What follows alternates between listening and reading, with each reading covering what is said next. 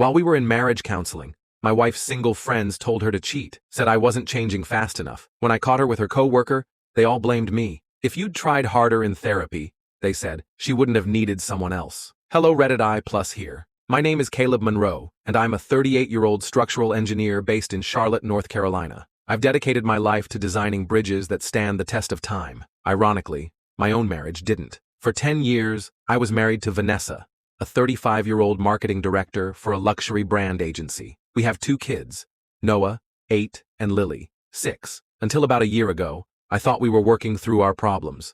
We were in counseling. We were having tough but honest conversations, at least I thought we were. It started with Vanessa saying I was emotionally absent. Fair enough. I work 60-hour weeks on multi-million-dollar infrastructure contracts, but when she suggested therapy, I said yes. No hesitation. I wanted to be better, for her and for the kids. We started seeing Dr. Helena Morse, a marriage and family therapist known for her no-nonsense approach. The first few sessions were hard, but I showed up. I read every book Dr. Morse suggested. I scaled back my work hours.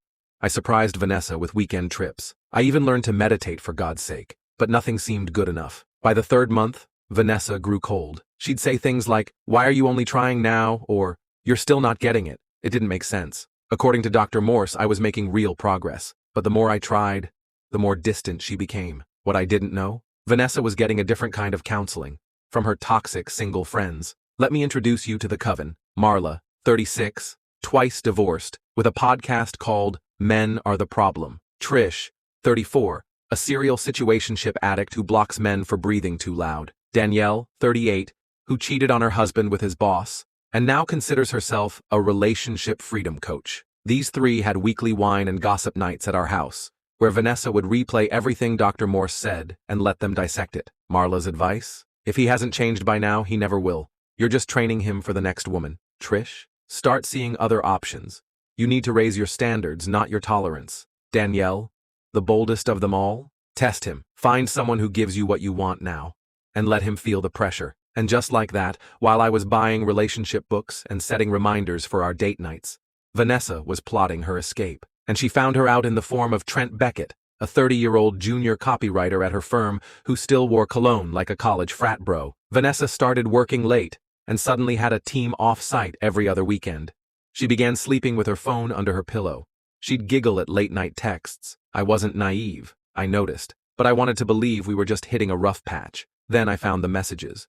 She forgot to log out of her work Slack on the iPad our kids used. What I saw nearly broke me. Messages like, "Caleb's trying so hard, LOL. It's almost sad. Meanwhile, last night with you, actual satisfaction." Or, "Dr. Morse thinks we're making progress. Little does she know, I already have 1 foot out." Worse, she was forwarding screenshots of my personal journal entries from our couple's assignments to Trent, mocking my emotional breakthroughs. I printed everything. I spoke to a lawyer the next day.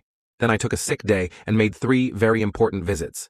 Yep, he had one. A sweet, quiet ICU nurse who thought Trent was finally maturing. I met her at a Panera near the hospital. She cried when she saw the evidence. "I took care of his mother through her cancer," she whispered. "And this is what he does?" I booked an appointment under my firm's name, pretending to inquire about a partnership. Instead, I brought a file, emails, Slack messages, meeting room logs. Turns out Vanessa had used client travel budgets for her getaways with Trent and had sent private branding materials to his personal email. 2 weeks later, she was fired. Trenta suspended pending an internal investigation. They both lost access to their company's prestigious accounts. Industry news travels fast in Charlotte. I handed her the file with trembling hands. She read every page, jaw tightening. "This completely undermines therapy," she said. She weaponized the process to justify betrayal. I won't continue seeing her. That night, Vanessa came home to divorce papers on the kitchen counter. "What is this?" she asked, panic in her voice. "I'm done, Vanessa. You weren't doing counseling. You were staging your exit. You had a choice to build something real. You chose to destroy it." "I didn't destroy anything. I just needed someone who understood me." "No, you needed someone who wouldn't call you out on your selfishness." Vanessa's affair nuked her reputation. Trent's girlfriend posted the evidence publicly, tagging both their employers and families. The post went viral locally. Vanessa tried to downplay it until the board of directors issued a non-rehire directive for violating the firm's ethics code. Trenta. "Last I heard, he moved back in with his older brother in Raleigh. Vanessa's friends didn't fare much better.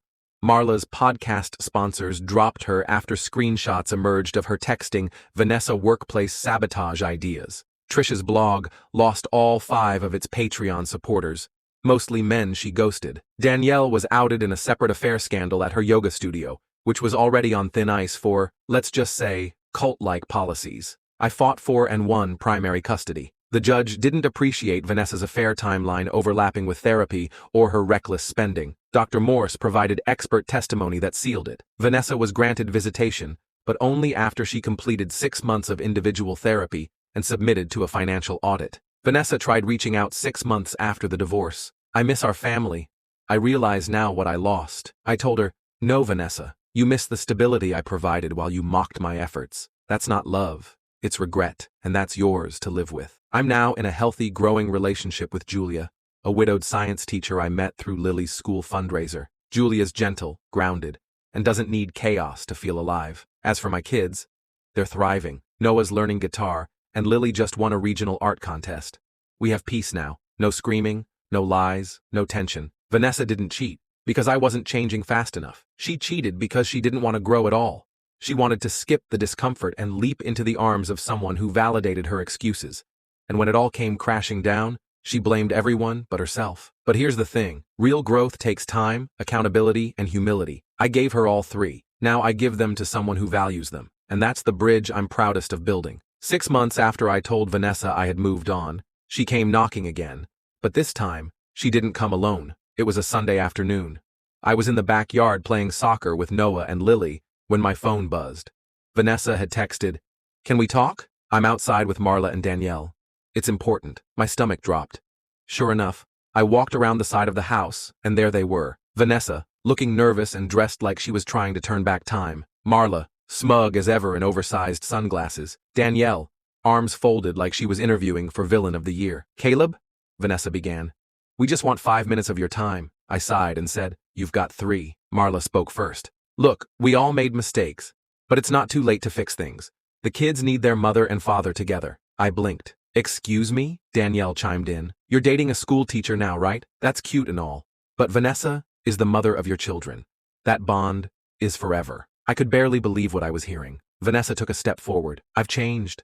I've been working with a new therapist. I've been doing meditation, journaling, even yoga." "Yoga won't unruin our marriage," I replied flatly. Marla rolled her eyes. "Oh, come on, Caleb. Don't be petty. She was under a lot of stress. You were never around, and you were emotionally unavailable." "Still blaming me," I said. "Got it." Vanessa's voice cracked slightly. "I know I hurt you, but don't punish the kids.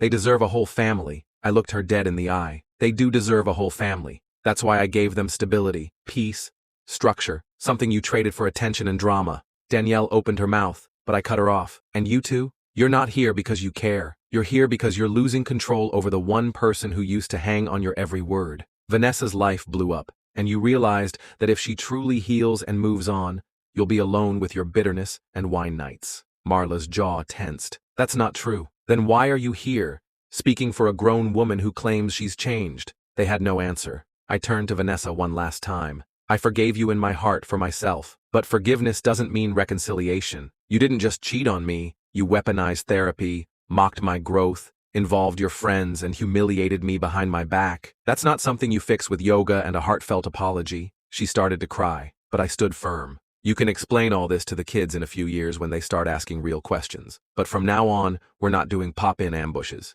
If you want to see them, talk to my lawyer. Julia and I are raising them in peace, and we're not opening this door again." I walked back to the yard and joined the kids. When I glanced back, the 3 of them were still standing there. Stunned, they left in silence. Since that day, Vanessa has tried a few more subtle attempts. Emails, voice notes, even sending Lily a birthday gift with a long, handwritten letter asking her to help mommy bring the family back together. I blocked her number and handed everything to my attorney. The judge eventually issued a no-contact order outside of co-parenting communication through the court-monitored app. No more texts, no more drop-bys, just structured visitation and silence. Meanwhile, Julia and I got engaged. Noah asked if he could be the ring bearer. Lily said she wanted to do a speech. It floored me.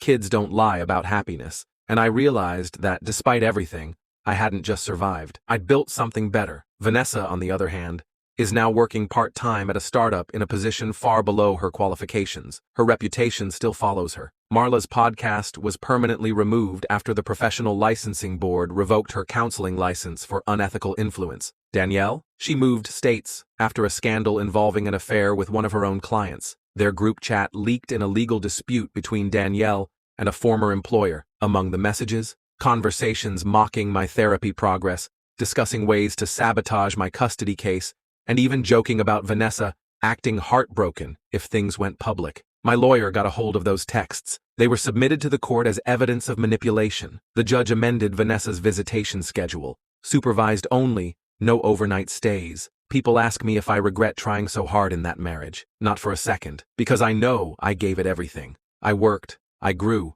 I fought for it with everything I had, and in doing so, I learned the difference between someone who's committed to growing with you and someone who just wants you to grow into someone they can tolerate. Vanessa didn't want a husband, she wanted a finished product. But real relationships don't come factory-made. They're built, day by day, brick by brick. Now I have a partner who builds with me, and the only bridge Vanessa sees now is the one I burned behind me.